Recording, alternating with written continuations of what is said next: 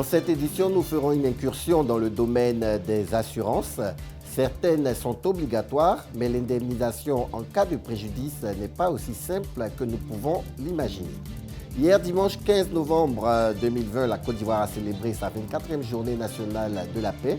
Nous avons promené un micro dans les rues d'Abidjan pour savoir ce que pensent les populations de la paix. Les cas positifs à la Covid-19 sont en hausse dans plusieurs pays du continent. L'Afrique doit-elle s'attendre à une seconde vague de la pandémie? La réponse tout à l'heure. Madame, Monsieur, bonsoir et merci d'être avec nous sur UFC Africa TV pour vous informer. Direction Yopougon-Ananéré dans le nord d'Abidjan pour démarrer ce journal. Dans la nuit de samedi à dimanche, un immeuble de type R+5 s'y est effondré. Fort heureusement, on ne dénombre aucune perte en vie humaine, mais les dégâts matériels sont considérables, aussi bien pour les locataires que pour le voisinage. Christian Gokra. C'est le désarroi au quartier Ananéré de Yopougon. Ce week-end, un drame est survenu. Un immeuble de type R+5 s'est effondré. Depuis le vendredi, on était déjà sortis. Ils nous ont appelé pour dire que la maison a pris un coup. Effectivement, à notre arrivée ici, on a constaté que il y avait les autorités, la BAE, la police, les sapeurs-pompiers, tout ça. Et ils nous ont interdit d'avoir accès à ce qu'on appelle le bâtiment compte tenu du danger. Voilà. C'est le dimanche.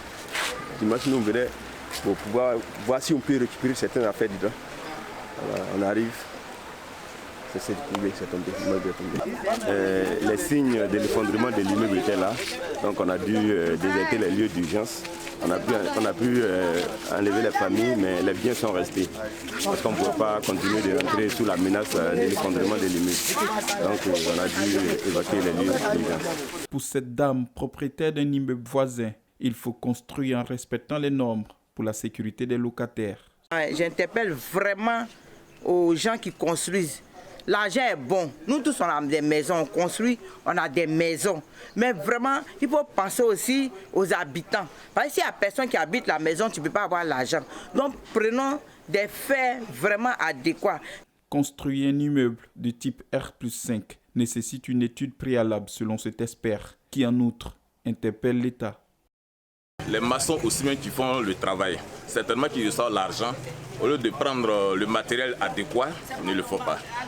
Par exemple, quand moi je vois, il y a des filles faire 6, les filles 8 pour construire un immeuble à R+5, c'est pas normal. Maintenant au niveau du ministère, il faut que vraiment eux aussi ils prennent soin. L'immeuble était à R+2, après ils sont venus, ils ont mis à démolir. Jusqu'à ce que le monsieur fasse encore 3 immeubles, 3 niveaux au-dessus, ils n'ont rien fait. Il faut que le ministère vraiment prenne l'affaire au sérieux, qu'il vérifie, qu'il contrôle. En Côte d'Ivoire, les prescriptions d'urbanisme définissent la surface constructible sur chaque parcelle de terrain, les types de bâtiments autorisés. Le projet doit également respecter les normes et les règles de construction permettant de garantir la sécurité de l'ouvrage et de ses occupants. Que pensez-vous de votre assureur? Pas spécialement du bien au regard de cet élément de Denis Kouman que je vous invite à suivre. Il a posé la question aux automobilistes qui, pour certains, crient à l'anarque. L'article 200 du Code de la Confédération interafricaine des marchés d'assurance oblige tout engin en moteur en Côte d'Ivoire à souscrire à une police d'assurance avant sa mise en circulation. Après cette opération, de nombreuses personnes se plaignent quand survient un sinistre. Chaque fin de mois, on prend les assurances. Oui, les assurances de Oro là. Ça nous coûte très cher, mais on se rend compte que si on a un problème, on ne peut pas gérer. Parce que moi-même, là, j'ai été victime d'un accident. Ça vaut au moins 3 ans cela, mais on a poursuivi l'assurance à fatiguer.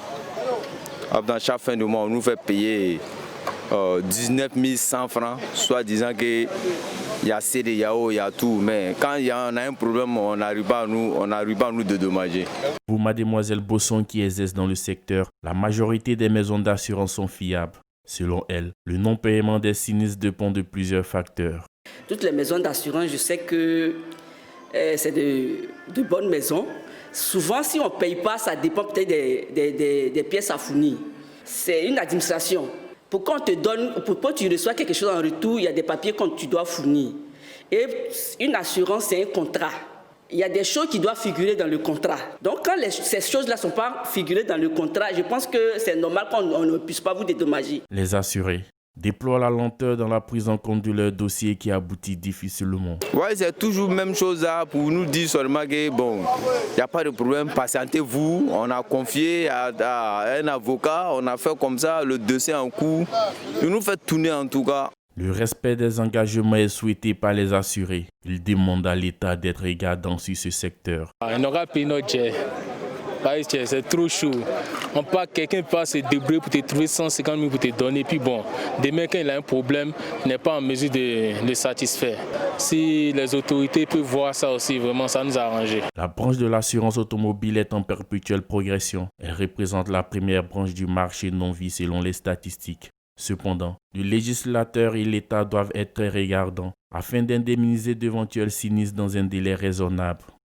SOS pour le parc national de Taï. Entre braconnage et orpaillage clandestin, les 536 000 hectares de superficie de la réserve sont menacés. Le directeur de zone sud-ouest de l'Office ivoirien des parcs et réserves tire donc la sonnette d'alarme. Le lieutenant-colonel Abdoulaye Diarasouba dénonce également des velléités de revitalisation de plants de cacao coupés entre 2013 et 2015. Hier, 15 novembre, était la journée nationale de la paix en Côte d'Ivoire, la 24e du genre, marquée par une cérémonie officielle au cours de laquelle des personnalités ont été distinguées pour leurs efforts en faveur de la paix. Mais pour vous, la paix est-elle une réalité en ce moment dans le pays? Vos réponses au micro de Karel Octave. Pour ce qui est de la journée mondiale de la paix, ici on est dans un état de ni paix ni guerre. C'est vrai que la paix est gage de stabilité. Nous devons faire la promotion de cette paix-là. On ne peut pas parler de paix actuellement. Comme toute chose se fait de manière progressive, je pense qu'avec la volonté de tout un chacun, nous allons y parvenir. La paix, c'est très bon. Hier, c'était la journée mondiale de la paix. Bon, nous sommes dans le temps de la crise post-électorale en Côte d'Ivoire. Ça fait que non, rien ne marche. Or, si tu n'as rien pour nourrir ta famille, c'est comme toi-même tu n'es pas en paix. Sinon, quand il y a la paix, en tout cas, c'est bon. Moi, j'ai vu que tout le monde en cas s'attend pour qu'on avance. La paix, chez moi, quand tu sors de chez toi, tu es en paix envers toi-même. Et quand tu veux rentrer, tu es en paix avec ceux que tu as laissés. C'est ça que moi j'appelle la paix. Dans la Corne de l'Afrique, les Éthiopiens fuient par milliers les violences occasionnées par la guerre du Tigré. Le Soudan, pays voisin, est leur première destination.